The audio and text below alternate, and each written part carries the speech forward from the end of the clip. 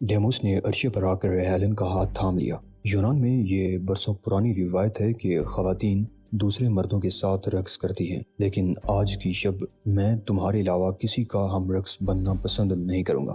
Helen کے چہرے پر نرمی چھا گئی۔ اس بار وہ مسکرائی تو اس کی مسکراہٹ کی چکا چند نے ڈیموس کو بوکھلا دیا۔ میں تو سمجھی تھی کہ دنیا میں حسن پرستی کا خاتمہ ہو گیا ہے، یہ کہہ کر ہیلن نے ایک تلخ نگاہ ٹائیگر پر ڈالی اور پھر ڈیموس کی طرف متوجہ ہو گئی۔ نہیں، جب تک دنیا میں تم جیسی حسین لڑکی موجود ہے، حسن پرستی کا خاتمہ نہیں ہو سکتا۔ دنیا کا کوئی بھی شخص تمہارے حسن کی چکا چند سے اپنی آنکھوں کو محفوظ نہیں رکھ سکتا۔ یہ کہہ کر وہ ہیلن کے باپ تھابیس کی طرف متوجہ ہو گیا۔ چلو تھابی، جشن کا آغاز کریں۔ ڈیموس کسی لیڈر کی مانند آگے آگے چل دیا۔ صرف ہیلن اس کے ساتھ تھی، باقی لوگ چند قدموں کے فاصلے سے چل رہے تھے۔ ٹائیگر نے تھابیس کی طرف دیکھا۔ اس کا لباس جس قدر تر و تازہ اور بے شکن تھا، اس وقت اس کا چہرہ اتنا ہی مرجھایا ہوا اور شکن در شکن دکھائی دے رہا تھا۔ وہ تھکے تھکے سے انداز میں ان کے پیچھے چل رہا تھا۔ ڈیموس کے آنے کی خبر پل بھر میں ہی پورے جہاز میں پھیل گئی۔ لوگ کونوں قدروں تک سے نکل آئے۔ ہزاروں کی تعداد میں لوگ اس کے استقبال کے لیے پہنچ گئے۔ ہر شخص کی یہ خواہش معلوم ہوتی تھی کہ وہ ڈیموس کو قریب سے دیکھ لے۔ ڈیموس ہیلن کا ہاتھ تھامے اس وسیع و عریض آڈیٹوریم کی طرف بڑھ رہا تھا جہاں دعوت کا انتظام کیا گیا تھا۔ ٹائیگر ایک قدم ہٹ گیا تاکہ ان لوگوں کو گزرنے کا راستہ مل سکے۔ اس وقت وہ ان کے راستے میں کھڑا تھا۔ اس نے مزید ہٹنے کی کوشش کی تو یوں محسوس ہوا جیسے عقب میں جگہ بالکل ختم ہو گئی ہو اور وہاں کوئی ایسی دیوار موجود ہو جسے گرائے بغیر وہ مزید پیچھے نہ ہٹ سکتا ہو۔ اس وقت چونکہ وہ عرش پر تھا، اس لیے اسے حیرت ہوئی کہ آخر عقب میں کیا چیز ہے جو اسے مزید ہٹنے نہیں دیتی۔ بیل! یکایک عقب سے ایک کمزور سی کرہ سنائی دی۔ اوہ افسوس ہے اوشان، ٹائیگر نے پلٹے بغیر کہا۔ افسوس؟ تم کسی توپ کے گولے کی طرح مجھ سے ٹکرائے تھے اور تم نے مجھے ناکارہ کر دیا ہے، اس کے لیے صرف افسوس؟ اوشان کا لہجہ بے حد خراب تھا۔ اوہ میری طرف سے دلی افسوس اور پشیمانی کے تاثرات قبول فرمائیے عالیجا۔ مجھے دکھ ہے کہ میرا ناکارہ اور غلیظ جسم آپ سے چھو گیا تھا۔ ہاں، یہ پہلے سے کچھ بہتر ہے، اوشان نے کہا اور اپنے مخصوص انداز میں ہنسنے لگا۔ بطخے جیسی آواز اس کے حلق سے کچھ دیر نکلتی رہی، پھر اس نے دریافت کیا، یہ کون لوگ ہیں؟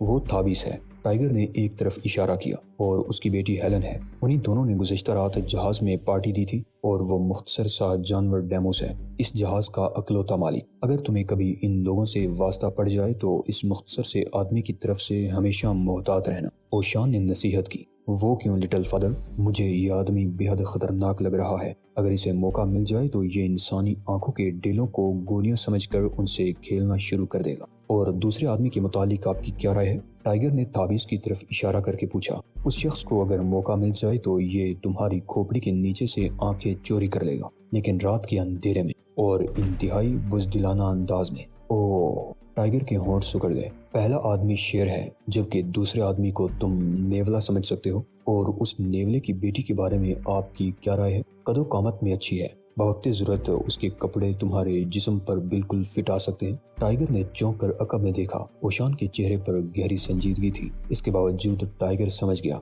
کہ اوشان نے اس کے کمرے میں ہیلن کا وہ نائٹ سوٹ دیکھ کر اندازہ لگا لیا تھا کہ وہ اس لڑکی کا ہو سکتا ہے۔ اچانک اس کی نگاہ اپنے حریف پر پڑی۔ بہرام اوشان کے پہلو میں کھڑا تھا اور اس کی بغل میں اب بھی کاغذات کا پلندہ دبا ہوا تھا جس میں اس جہاز کا نقشہ تھا۔ ہیلو سویٹ ہارٹ، ٹائیگر نے مسکرا کر کہا، کوئی خفیہ راستہ دریافت کیا؟ میں اس سلسلے میں کام کر رہا ہوں، یہ کہہ کر بہرام اوشان کی طرف متوجہ ہو گیا۔ اور اوشان، تمہارا کیا خیال ہے؟ نئے موکلوں سے خوب نبھ رہی ہے نا؟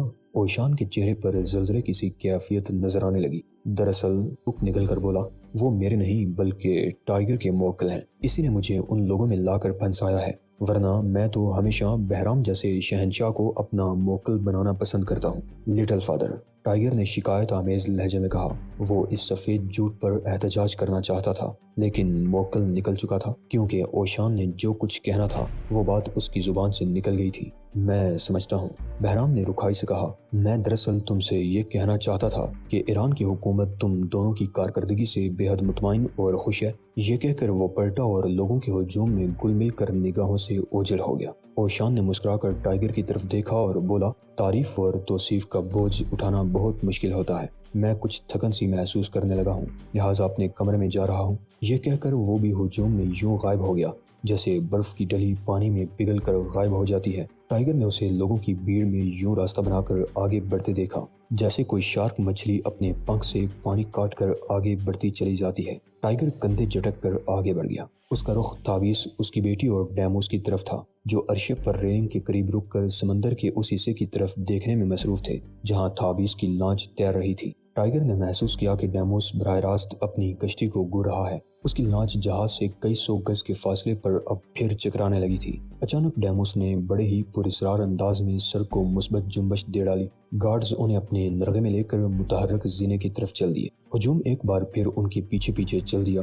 انسانوں کا سیلاب رواں تھا جو متحرک زینے سے اس وسیع راہداری میں بہہ رہا تھا جو آڈیٹوریم میں جا کر ختم ہوتی تھی۔ ٹائگر عرشے پر کھڑا رہ گیا۔ اس کی نظریں ڈیموس کی لانچ پر جمی ہوئی تھی جو اب سرمئی شام اور سیاہی مائل پانی کے پیش منظر میں ایک برے رنگ کا بڑا سا دبا لگ رہی تھی۔ اس کے دیکھتے ہی دیکھتے لانچ نے دائرے میں گردش ختم کر دی اور آہستہ آہستہ تھابیس کی لانچ کی طرف تیرنے لگی۔ وہاں ٹائگر نے ہوا کے بلبلے دیکھے، چھوٹے چھوٹے حباب کی ایک قطار سی نظر آ رہی تھی۔ سیاہ سمندر کے سینے پر سفید دبوں کی مانند دکھائی دینے والے یہ بلبلے دیکھ کر ٹائگر چونک پڑا۔ یہ بلبلے ڈیموس کی لانچ کے قریب سے سمندر کی سطح پر نمودار ہو کر تھابیس کی کشتی کی طرف بڑھ رہے تھے۔ ٹائگر نے ایک طویل سانس لی اور ریلنگ سے ہٹ کر لفٹ کے دروازے کی طرف بڑھ گیا۔ اس وقت تک عرشے سے ہجوم تقریباً ختم ہو گیا تھا۔ دکا لوگ ہی دکھائی دے رہے تھے۔ ٹائگر کو اپنے ذہن میں کوئی شے چبھتی ہوئی سی محسوس ہونے لگی۔ جہاز کے نچلے حصے میں واقع ان پراسرار کیبنوں کی طرف جانے والے راستے کو اس نے سربمہر کر دیا تھا،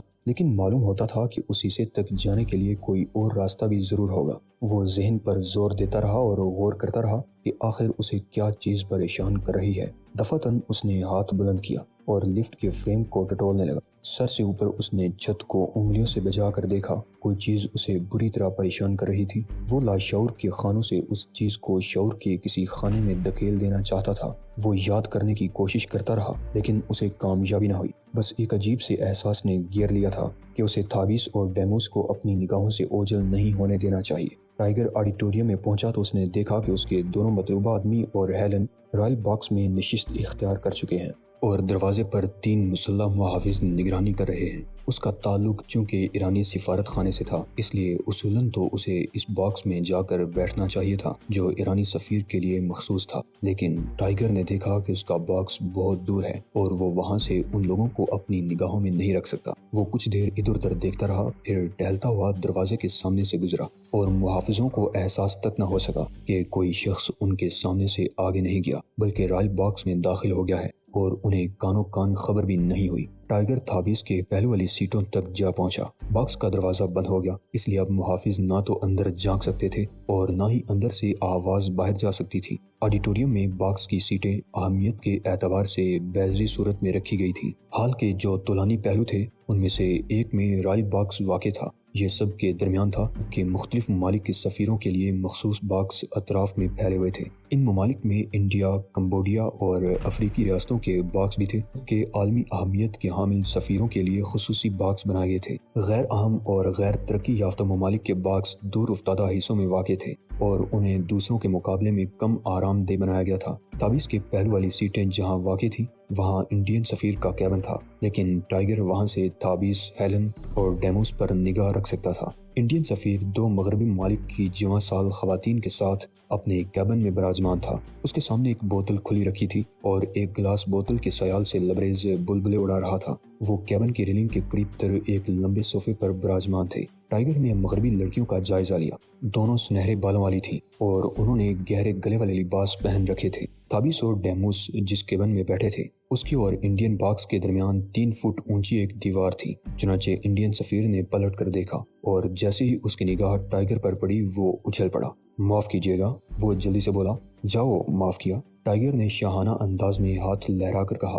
میں جانتا ہوں کہ تم میرے راستے میں حائل نہیں ہوگے۔ انڈین سفیر اپنی ساتھی خواتین کی طرف دیکھ کر اس انداز میں مسکرایا جیسے اس معمولی سی بدمزگی کے سلسلے میں معذرت خواہ ہو اور انہیں یقین دلا رہا ہو کہ وہ جلدی اس معاملے کو نمٹا کر ایک بار پھر تنہائی میں ان کی رفاقت سے محظوظ ہو سکے گا۔ پھر وہ ٹائگر کی طرف متوجہ ہوا اور بولا، میرا خیال ہے آپ میرا مطلب نہیں سمجھے۔ یہ ایک نجی قسم کی پارٹی ہے جس میں دیکھو مہاتما جی، میں اس باکس میں قدم رکھ چکا ہوں اور میں یہی رہوں گا۔ اس کے لہجے میں بے پناہ اطمینان تھا جس نے انڈین سفیر کو شدید احساس کمتری میں مبتلا کر دیا۔ اب تم اطمینان سے یہ مفت کی پیتے رہو اور دوسروں کے بخشے ہوئے عیش و آرام کو اپنے لیے حرام نہ کرو۔ مجھ سے الجھنے کی ضرورت نہیں، میری قریب کی نگاہ بے حد کمزور ہے، اس لیے میں کچھ بھی نہیں دیکھ سکوں گا۔ انڈین سفیر کا منہ حیرت کی زیادتی اور بے یقینی کے باعث کھل گیا اور وہ ٹائیگر کو پھٹی پھٹی سی آنکھوں سے دیکھنے لگا۔ ٹائیگر کی سیاہ چمکدار آنکھیں سکڑ گئیں